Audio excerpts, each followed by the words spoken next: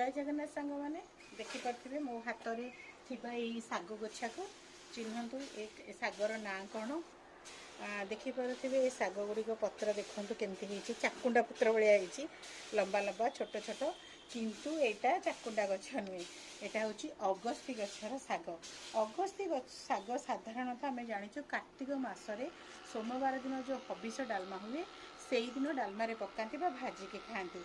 तो एबे तो प्राय माने गछ देखा मिलूनी किंतु आम पड़िशा घर गोटे गछ था मुझे ये जो अगस्ती शाग तोलिकी आनिली देखिपे आर फूल ता फूल ये देखा आपको चाउल बटा बाटिकी पिठौ कर खाଇବା द्वारा यार स्वाद बहुत भल होता है।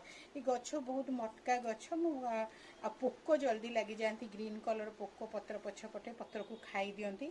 तो जितेबाला आप गछ लगाउछन केयरफुली जदि अधिक वर्षा है गछ गुड़िक नष्ट हो जाए मु दुटा गछ लगे नष्ट हो जाए किंतु चारा अच्छी आपण मैंने नहीं पारे।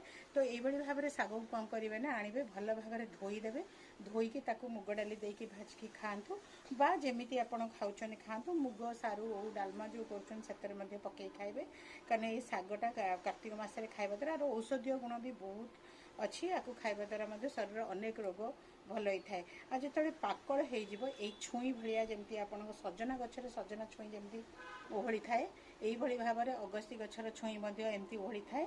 ये छुई पाकड़ है यार मंजी को लगे आप गछ करें आ फूल को पिठौ कर खाईपर। ये शाग जदि आपण पाखे कौटी मिलूँ भल यही मसरे आणिकी खातु देखिए यार टेस्ट सेमती किसी खराब नहीं बहुत भल जेकोसी शाग भी आपणकर शरीर पर बहुत भल होता है।